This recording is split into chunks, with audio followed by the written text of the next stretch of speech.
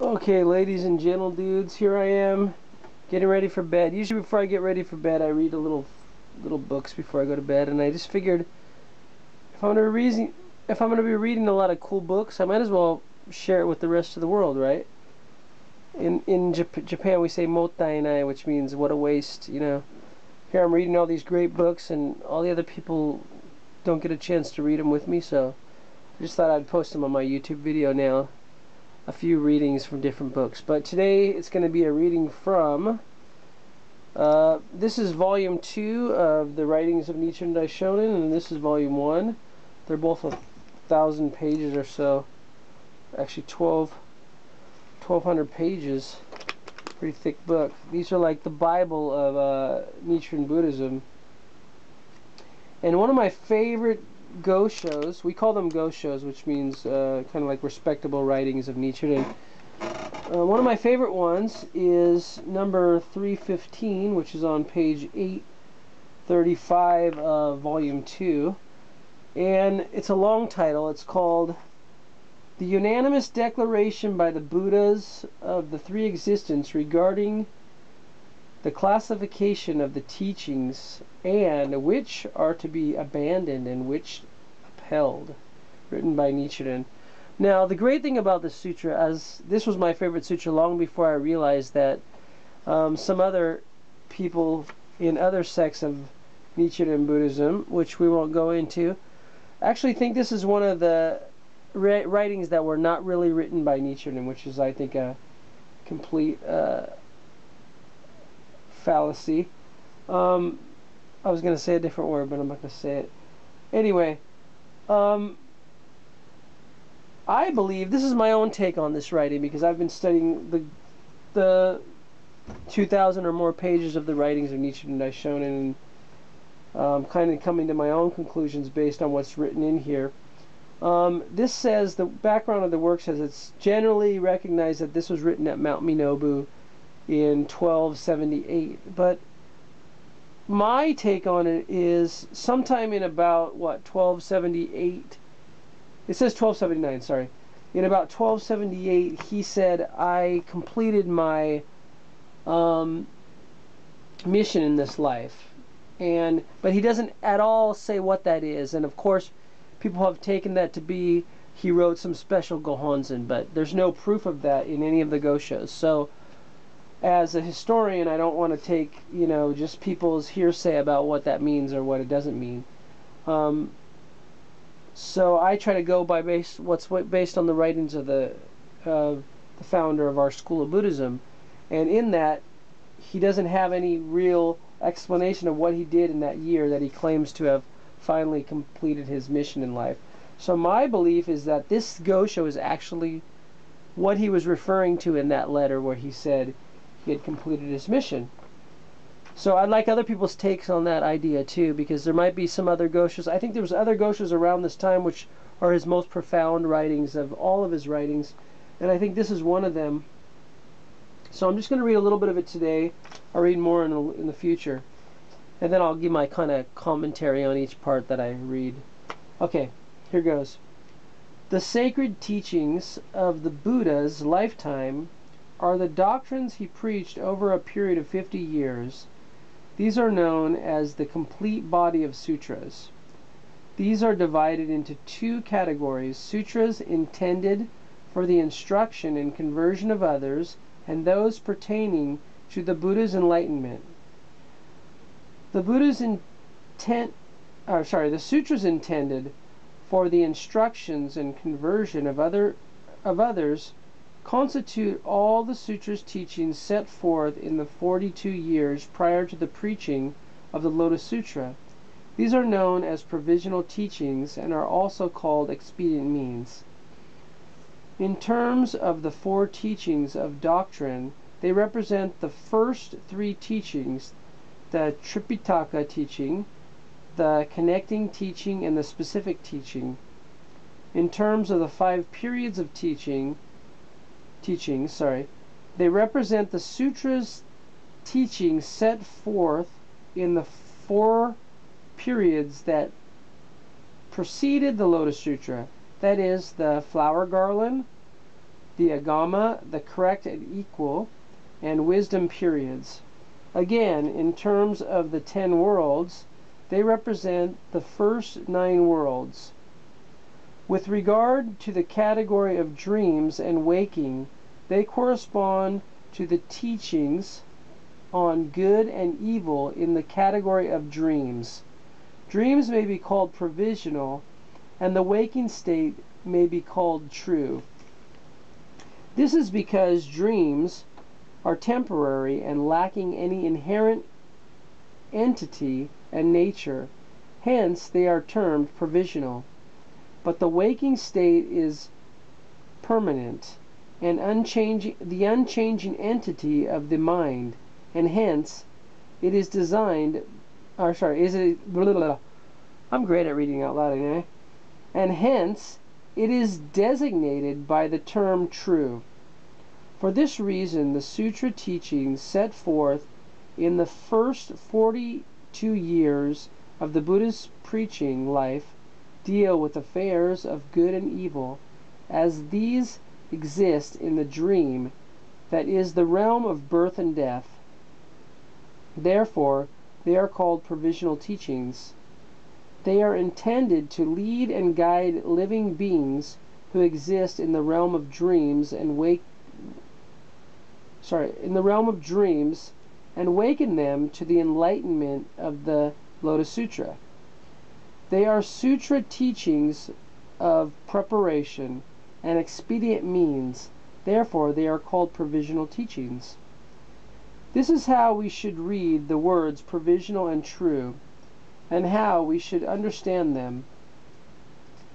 We should read the word provisional to mean temporary, because it exemplifies the world of dreams, and we should read the word true to mean real, because it exemplifies the waking state. The dreams that are the realm of birth and death are temporary and lacking an inherent entity and nature, and thus exemplify that which is provisional. Hence, they are called illusions. The waking state of original enlightenment, and I underline that original enlightenment because that means from Kuan Ganja, which we'll get into later, is true or real. The mind that is removed from the realm of birth and extinction, and thus exemplifies truth. Hence, it is called the true aspect. And the true aspect of all phenomena is in the Lotus Sutra's Expedient Means chapter, which is appearance, nature, entity, I forget all the rest right now, inherent cause, latent manifest effect, whatever, power, influence, internal cause, external cause, or forget them all. Anyway, consistence from beginning to end. I forget all 10 of them right now. I'm kind of getting tired. It comes to my head sometimes. Okay, but anyway, that's the true aspect of all phenomena. By grasping the meaning of these two words, provisional and true, we may distinguish in the sacred teachings of the Buddha's lifetime which ones are provisional and deal with the instruction and conversion of others, and which are true and pertain to the Buddha's enlightenment. I want to stop here because we have to also do this with the writings of Nichiren Daishonin. In all these writings, he does so many expedient means teachings and so many true teachings. So you have to really understand what point of view he's coming from. When he's coming from the point of view of his listeners, you have to take into consideration who he's writing to and what he's talking about, so you'll know whether he's really talking about a waking reality or a sleeping reality, which is most people are in a sleeping state. They're sleepwalking. They're pretty much drunk on this reality and not really looking at the deep undercurrent of reality, which is so much deeper than what we think reality is. Anyways, where was I? I'll get more into that later, hopefully. Okay, where was I? I'll just start here. I think I was here. The first 3 of the 4 teachings, the first 4 of the 5 periods of teachings, and the first 9 of the 10 worlds, all alike deal with affairs of good and evil as they exist in the realm of dreams. Hence, they are called provisional teachings. With regard to the doctrinal teachings, the Buddha in the Immeasurable Meaning Sutra states that in these more than 40 years I have not yet revealed the truth. These various sutras in which the truth is not yet revealed are provisional teachings pertaining to the realm of dreams. Therefore, the annotation on the profound meaning of the Lotus Sutra states, though the nature of the mind does not vary, it is inevitably engaged with phantoms, and so it gives rise to phantom capacities, phantom receptiveness, phantom responses, and phantom salvation. Both the Buddha, who is capable of responding, and the living beings who receive instruction and undergo conversion are provisional in aspect and not true.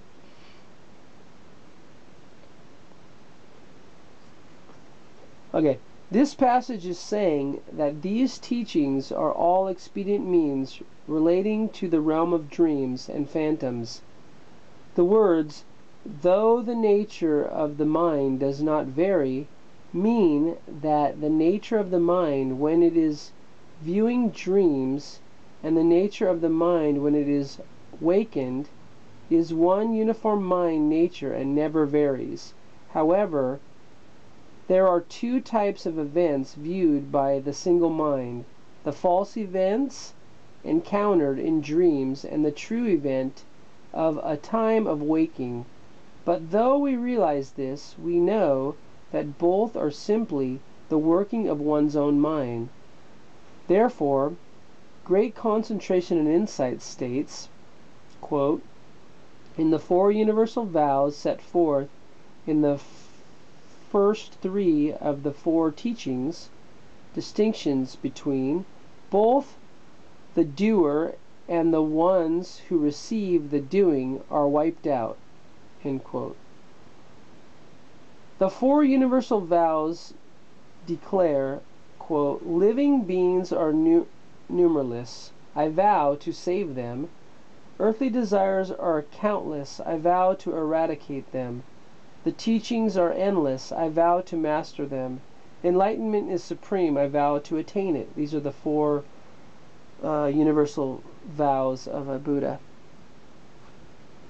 The doer in the thus come one, the doer is the thus come one, and the ones who receive the doing are living beings.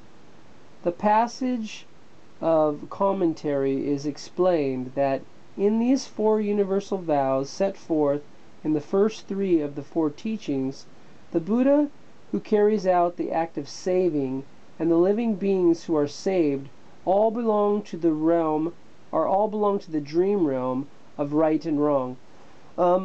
I'm going to get more into this later on, but I'm studying a really fascinating study of consciousness called access consciousness, which it's all about getting rid of this duality of thinking of right and wrong, good and bad, and all the other dualities that we constantly stay in. And this Gosho actually gets into that, getting rid of that duality. And I've been studying many religious philosophies, and one in Christianity, I believe that